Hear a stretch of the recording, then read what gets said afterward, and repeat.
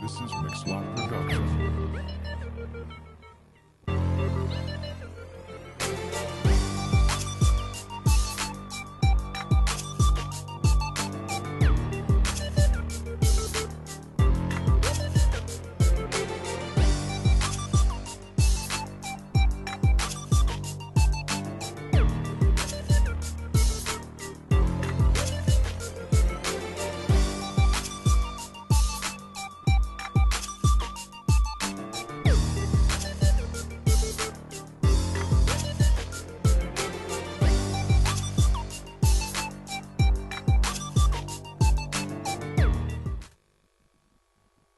It's a very wonderful afternoon this Wednesday, and welcome to the program Money Talk.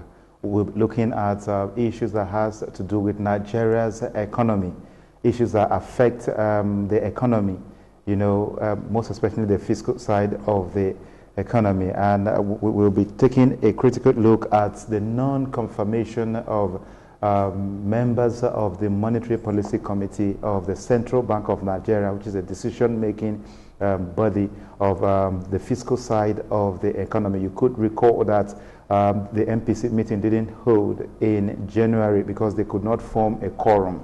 Aside that, we'll be looking at the 2018 budget, which has not been approved. For now, we are in March and we don't know when that budget will get will pass to the National Assembly for assent by the President. This is the fourth month the budget has been submitted to the National Assembly, and nothing has been said about it so far.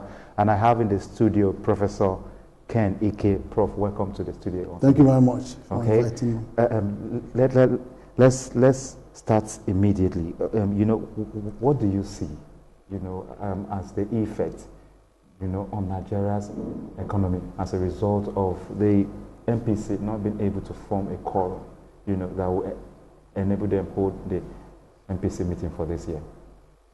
Yeah, it doesn't bode well for the economy, to be honest, because it is one of the actions or inactions or failure to act that could send negative vibes to investors. I mean serious investors, because nobody wants to invest in an atmosphere of instability. And especially as it concerns CBN, because CBN is one of the strongest independent institutions in this country. And I have thought that the National Assembly should see their role more in terms of strengthening institutions rather than attempting to dismantle institutions. And the independence of a central bank in its pursuit of monetary policy is one that is endorsed by IMF and adopted by 20 G20 countries, the G20 countries. So it forms part of international best practice. So to come and begin to clamp their style in terms of delaying the confirmation of the members of the Monetary Policy Committee meeting, which is the ultimate monetary policy authority in the banking system, and also that of the board itself, and it's incredible. I just don't understand it. On 22nd of December, I did a review of the National Assembly for the year 2017, and I was full of praise for what they have achieved, and not least the capacity program that they have been undertaking to strengthen the role of the National Assembly. But when you begin to bite more than you can chew, it raises a lot of issues. First, the core mandate of the National Assembly is on appropriating our national budget when it comes to public finance system. And that job hasn't actually been done creditably well, because in the first round, we lost 6 months on the delay. The second one last year, we lost 7 months. We have effectively lost one fiscal year in 3 years. We don't know how many months. And now we're third month, actually not third month. The budget was given to them first week of November. And we are now in the middle of March. We have no idea when the budget is going to be passed. And what the hell is going on in that assembly, I do not know. I had thought that if they were so sympathetic to the economic misfortune, and the slow recovery of our economy, they would have had a joint committee of the two houses to quickly ram through this budget. And the second point, of course, is that I remember many years I have been asking the federal government, please publish the quarterly reports on budgetary expenditure, so that the assembly has time, at least 3 times, to go and do their oversight on those real figures. They are publishing them now. It hasn't changed anything. It doesn't change anything from the side of the national. Because what they have always said in their budget round is that, yeah, this is the opportunity. It is one-off opportunity to review and carry out oversight. So they ask too many questions. But if you had done it 3 times, gone out 3 times to do your oversight, when the budget arrives in October, first week of November, you have no excuse really, except budget defense, and then you get on with it. But we're all mistaken, because the assembly has a different agenda. And it's unfortunate because it's affecting investors. It's affecting investment in our economy. It's not aiding any recovery. It's not helping any employment. I don't see what contribution that is making to the running of the economy. And even to make matters worse, there are 2 bills before the assembly right now that have gone to first and second reading. One of the bills wants to bring in CBN under the control of National Assembly by looking at their budget, by appropriating their budget. And then the second one, of course, wants to separate the power between the governor of Central Bank and the chairman of the board of the Central Bank. And when I looked at the bill, and I looked at the spirit and the letter of the bill and the whole context of the economy, it just doesn't make sense. Yes, it doesn't make sense. Because people like you who are real economists, who have traveled around the world and see how central banks of countries are run. Is this how other central banks are run? Definitely not. The only economy you say that this has this. When you talk about Mozambique, where is Mozambique? Not Mozambique, Zimbabwe. Where is Zimbabwe? Should we be considering Zimbabwe? The thing is, 2 things. One, the assembly has not actually done a good job of the budget appropriation of 7 trillion naira. And now it wants to jump onto 120 trillion naira economy. And put this clause on it. I don't know, that economy will collapse overnight. It will collapse. Then the second point is the autonomy of the financial autonomy of the CBN is threatened when they pull that. The president it is the president that approves the bill. Their wage. It goes through their board, their budget, and then it goes to the president for approval. And that is how many of the independent ones should be. Then secondly, the trying to separate the powers of those means you want to import chaos on our monetary policy. You have 2 voices on our monetary policy. And you can bet that those 2 voices are going to be fighting each other every day. They will be on each other's neck, and they will be sending mixed messages to investors on our economy. One person will say this, one person. And in fact, the key characteristics of CBN in this particular form is that it requires to have the element of surprise. It needs to have stealth in its way, and secrecy in the way it deals with commercial banks and all the financial institutions. So that if it decides it's going to withdraw the license of a bank first thing tomorrow morning, it should be a top secret. It does not send shivers to if it leaks, then the money of the depositors are at risk, because all that money may disappear overnight. Tax liabilities of the bank will be at risk. Assets owned by the banks would also be at risk. You just wake up in the morning, everything is gone because somebody has leaked the information. So the stealth is no longer there, the secrecy is not there. And to be honest, to manage 22 banks, commercial banks, and 3,000 BDCs, and all of these financial institutions, you require a central bank that has not only the financial and operational autonomy, but also has acrobatic mentality to be able to sit and manage these guys, because these guys are very clever. And so to invite National Assembly to the middle of this is just to send the economy into oblivion. Okay. What will happen to the economy if the National Assembly, by any means, succeed in separating the office of the CBN governor and the office of the chairman? I think I like to feel that we could stop them from doing that. For a start, we need to take that battle to the House, to both houses, and to the officers of the Assembly, for them to take responsibility for the consequence of their action, for them to understand what exactly the grave that they are digging for this economy. Then, of course, we will also have to go to the president to refuse any such assent, and then to see what else needs to be done, because, of course, they have a power to override the assent. But it will be draconian. It is a draconian measure to the extreme to expose this economy to ridicule. And that's what it is. Okay. So looking at that bill that seeks to muzzle the CBN so that they won't be able to carry out their financial autonomy, where they have to pass their budget through the National Assembly, how would this affect emergencies in the economy, like fighting inflation, like issues in the BDCs that come up from time to time, that the CBN will have to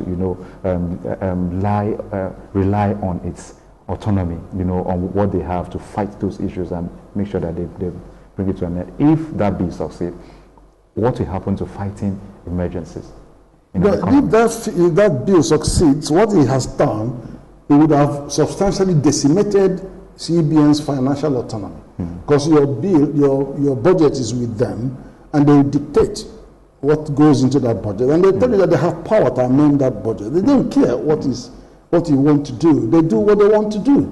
So that's why the dogfight between the executive and the assembly on constituency budget and this and that and all sorts of things.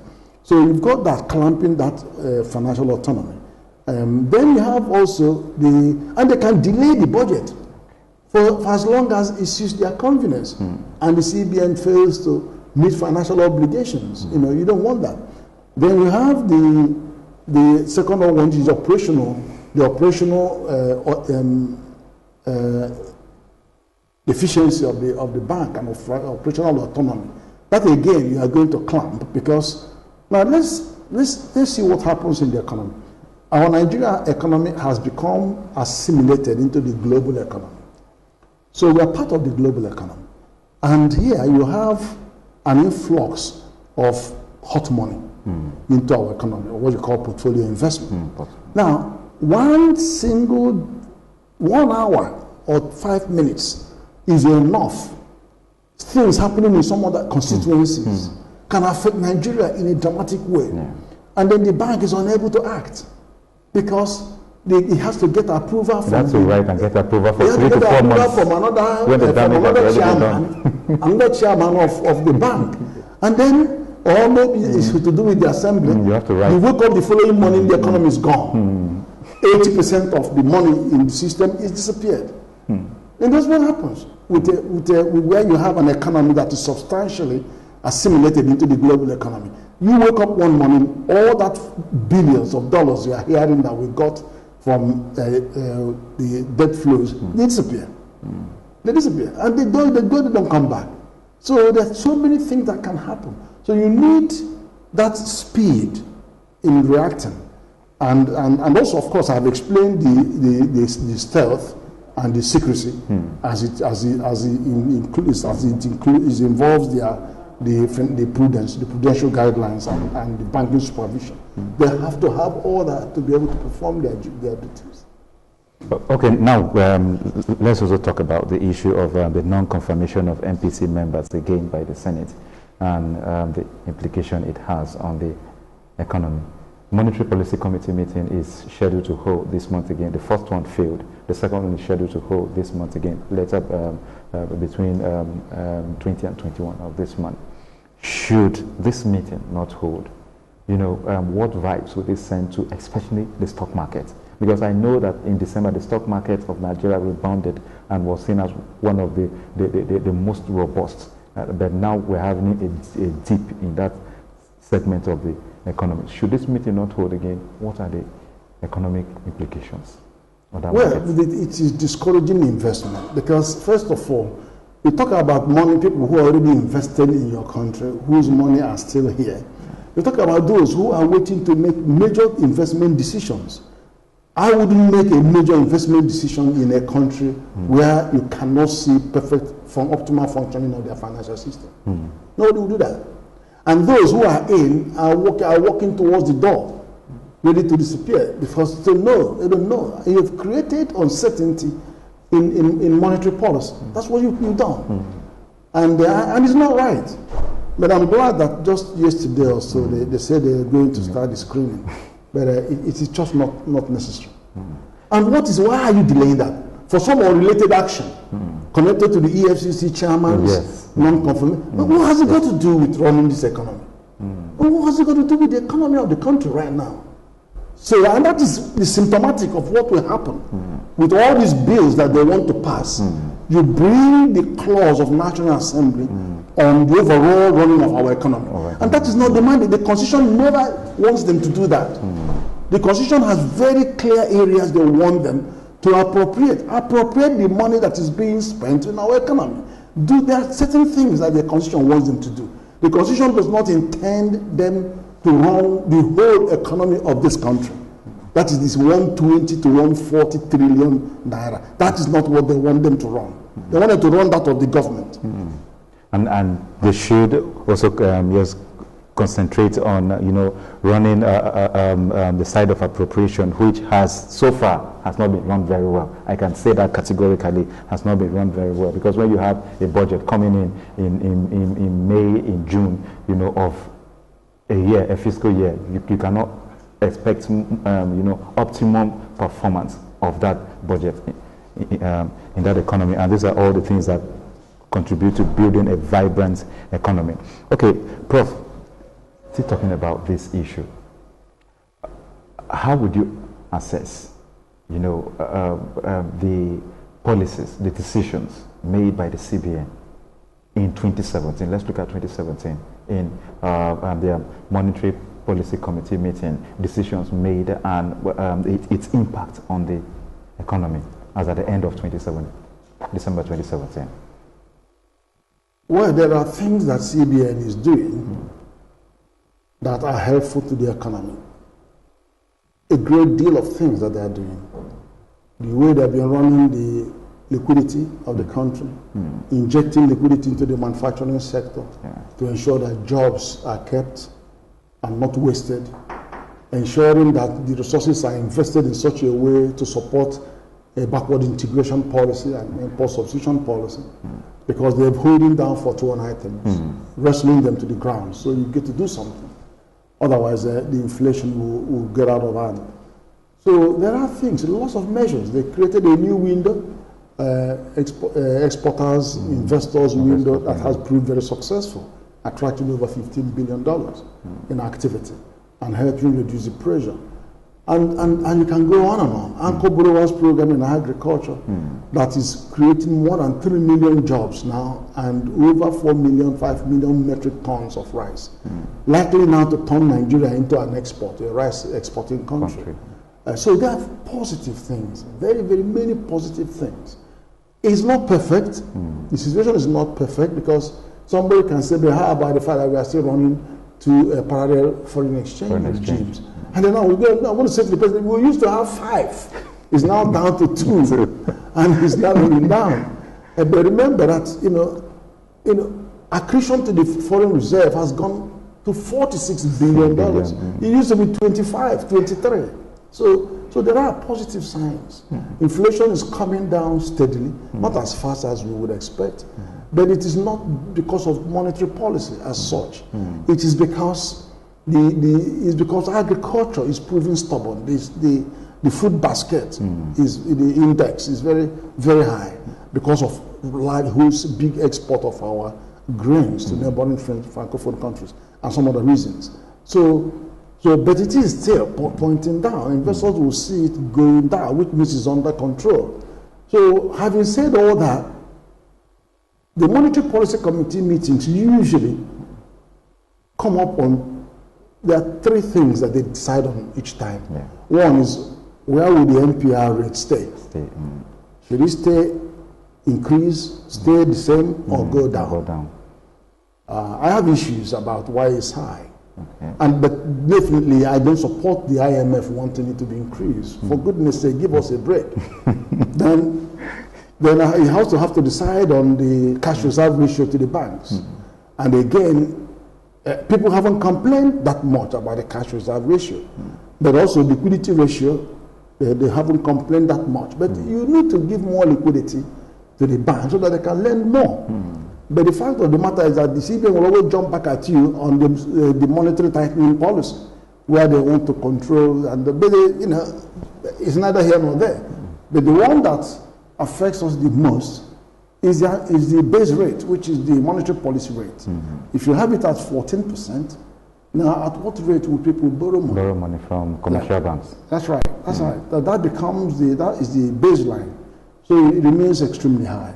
And then you have also the behavior of the government. There are excessive borrowing from the domestic sector.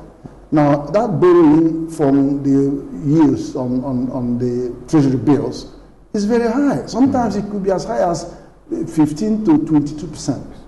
Now, what the impact of that is that the commercial banks that may well have been able to lend to you at 15 to 18%, just a little above the base rate, cannot do that anymore. They take some of their money and go and buy treasury bills, and they're earning 20%, 22%. So why would they lend you money less than 22%? So they're going to lend you from 28, 30%, and God knows where. But that is the problem. Now you are making our banks lazy, not going to work for the money, not going to fight to package finances for different businesses, and not sending out outreach workers to go and work with visit businesses. They're not there. And not lending to the real sector of the economy. Yeah, they're just doing armchair banking. What they were doing before the treasury single account arrived. That's the kind of economy you're leaving us with. You are not focusing on investing in the real economy. You are not productive sector. It's not getting support. And we're just throwing money. And that is not the business for this country. If you go to England, to the bank in England, in London, is a 1 square mile of 1 million people. Where they do is just bring this money and you take that money and you make interest. That's what they do. You go to Virgin Island, you go to all these small islands where they do confidential banking. You only have about 50,000 people living there, maybe on a rock, or small locations in Channel Island, all sorts of small people, all about money. But that is not what you're going to use to feed 189 million people. You got to produce here. You got to get people to work, to produce food, produce craft, manufacture things. We need to have a manufacturing economy. You can't have a sustainable manufacturing economy with such interest rates as we are having at the moment. Okay, Prof, as we round up, you have said so many good things the Central Bank of Nigeria has done. Do you repose confidence in the capacity of the Central Bank, one? Then two, do you expect any change if MPC is to hold this month? Do you expect any change in these key variables as we round up? Well, to be honest with you, I don't know, because I don't know how they're going to take to the recommendations of the IMF in this regard, because I'd been patently opposed to those recommendations of the IMF, saying to them to slow down and stop giving intervention funds. That's not true, because that is the only way. The intervention fund is the only way that from behind the scenes we are supporting some of these real sectors. So don't go there. And then to come and say increase the rate. No, we're talking about reducing the rate. In a time of recession, you reduce lending rates to bring down inflation. That's what people do in time of recession. In Nigeria, we're doing the opposite. But we're just happy that we have that grace from recovery of oil price, crude oil price, and production volume. That's why we are still talking about this here. If we didn't have that, it would have been bad news. It would have been worse news. All right, thank you so much, Professor Ken Ife. He has, he's so good in that area. When it comes to dissecting an economy of a country, you wouldn't have had somebody so better to talk about all these issues that we've raised. Thank you so much for being part of the program too. And you can also be part of this program by interacting with us on our social media platforms. Thank you so much, Prof. Thank you very much Okay. for inviting me. All right, and this is where we call it a close on this program, Morning Talk. We'll be here again next week, same time, same station, to educate you and intimate you on matters that affect our economy, either positively or negatively, with the way of providing solution to the issues. Thank you so much for being part of this program. I remain your host, Gabriel Kuma, saying have a lovely day ahead of you.